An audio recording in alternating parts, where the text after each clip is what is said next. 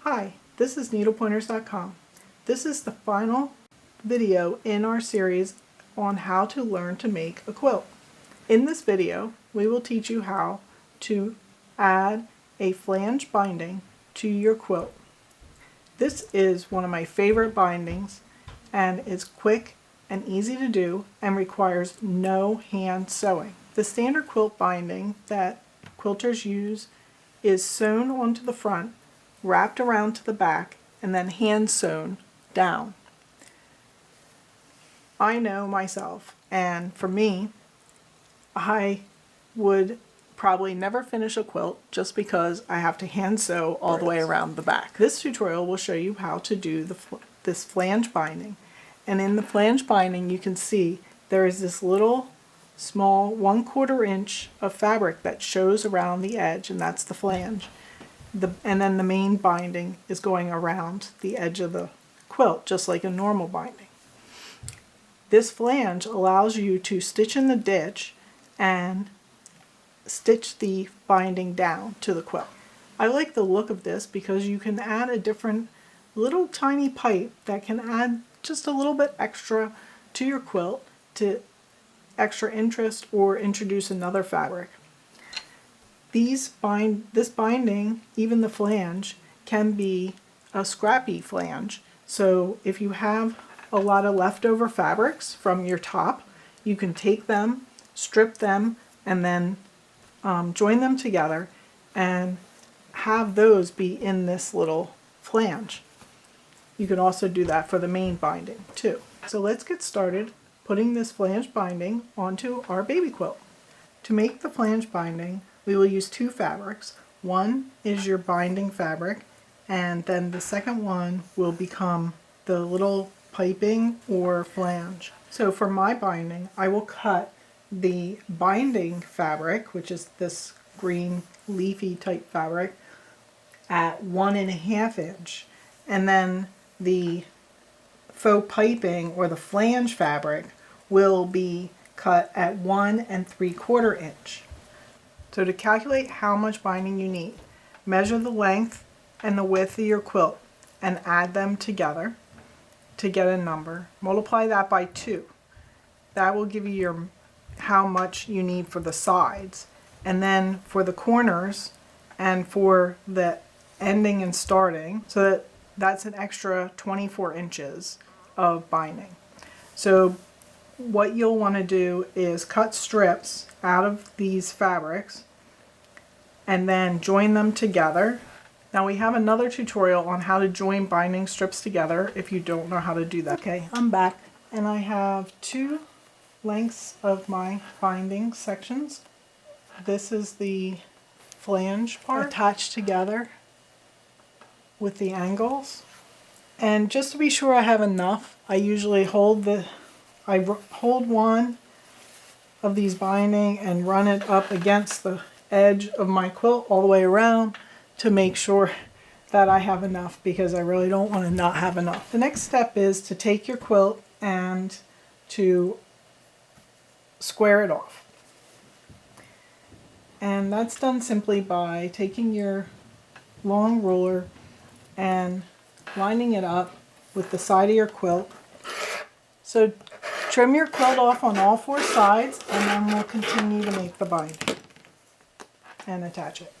So the next step to create this binding is to attach the 2 long strips together on one of the long edges. So place the strips right sides together and sew with a 1/4 inch seam allowance all the way down.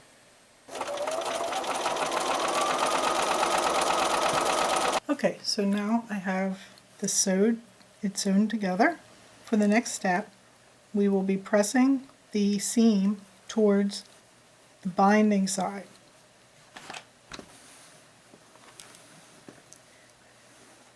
So do this all the way down your binding.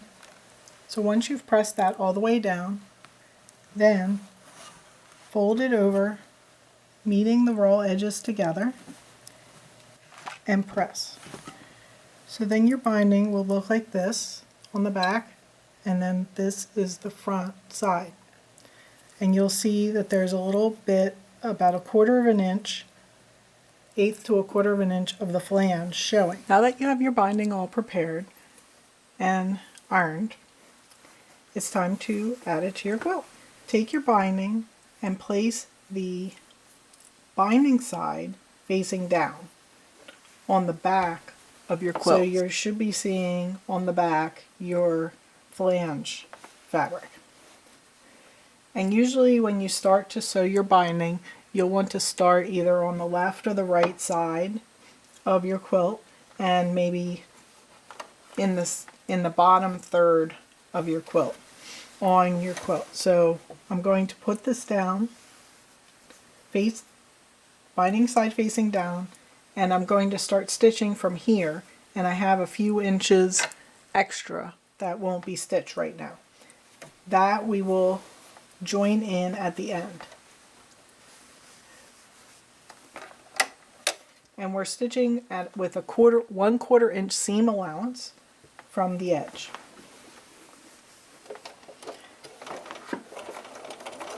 Start stitching and don't forget to back tack, and stitch until you get to the corner.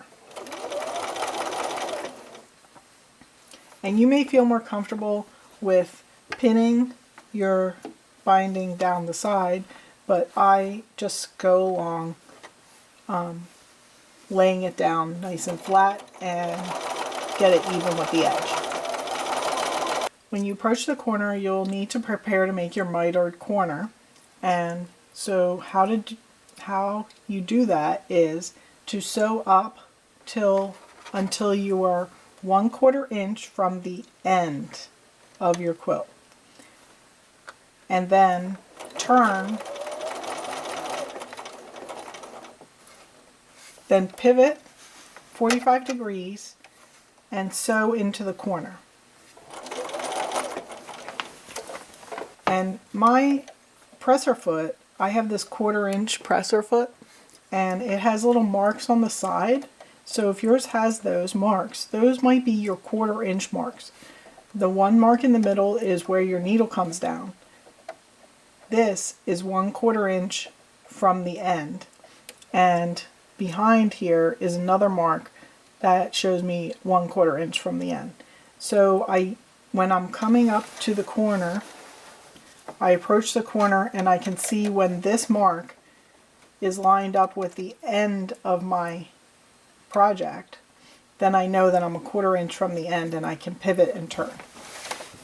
So next, turn your quilt 90 degrees, and we're going to fold the binding up along your 45-degree angle that you sewed into the corner, and then fold it down over top so that the folded edge is even with the edge of your quilt there. Now you'll stick the quilt back in, and you will not start at the very edge. You need to start 1/4 inch in from the edge in order to not catch the folded part underneath. And this is again where my 1/4 inch foot comes in handy, because I can line my quilt up and the edge of my quilt with the back mark on my 1/4 inch foot, and then start sewing from there. And don't forget to back tack.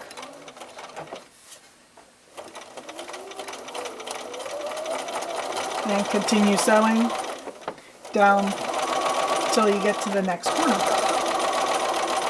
We will repeat that process on the other 3 corners, and I will come back to you once I get back to near the beginning. Okay, so I'm coming up to where I started putting on the binding, and I want to stop a few inches between the two so I have room to work. Next we have to join these two together, the two ends together, so they look contiguous on the front of the quilt and the back. So take the two sides, the two ends, and I lay it flat on both sides and pinch it together where the where it meets and put a pin in at that spot. Make sure that you're lined up on this side because that's where it's going to wrap around to the front, and if it's mismatched, it's going to look funny. So now I'm going to sew a line of stitching where my pin is straight down to hold the two sides together. And obviously I have to take my pin out to actually sew it.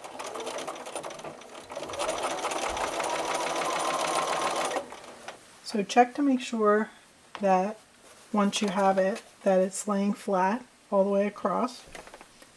And once you have it correct, then cut the tails off.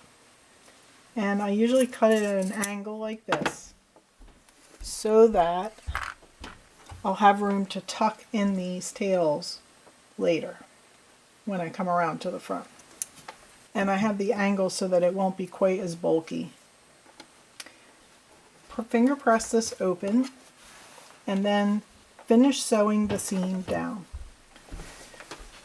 So that completes the binding sewing to the back of the quilt. So next we're going to wrap the binding around to the front of the quilt. So usually I go to each corner and I push into the corner to try to get a nice corner next. If we start in the same side where we started before, and that's where your join is, what you want to do is at your join spot, fold these two ends, the little tails, in and down. So now I have like little triangles there, and that just tucks them out of the way so that they won't stick out when we pull the seam around, or the binding around. Pull your binding around, and you want your binding to be beyond where you did your stitching before, so that your back seam, your bobbin thread, will be on the main part of your quilt and not on your binding. So match your bobbin thread to your backing of your quilt, and then match the top thread to the color that you want to be on top of the little flange here. So now we're going to sew around, and we're going to do stitch in the ditch on the flange. We're stitching our stitching line on the flange itself, but near to where it's joining with the binding fabric. You don't want your stitching to go onto the binding fabric at all.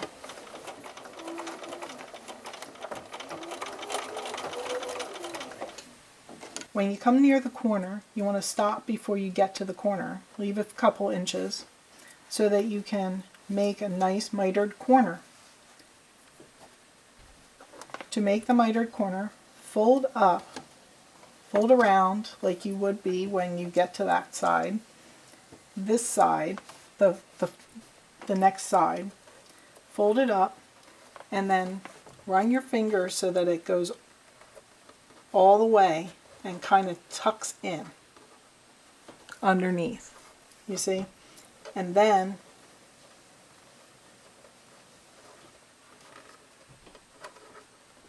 adjust, and you might have to tuck it in a little bit on the top side, and then pull that down so that your flange comes down and meets at a nice angle there in the corner, and you have a nice mitered corner. Then simply just stitch up to the corner with your needle down. Turn your quilt 90 degrees, and then continue stitching down to the next corner.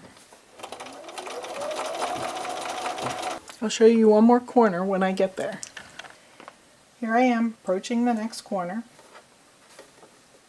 and I don't fold it this way because then when you're stitching, you have to stitch on top of the corner, and it could buckle back as you stitch up onto it. So I found that if you fold it the opposite direction, then you're going down off of the corner and it doesn't get caught up. So fold up the following side,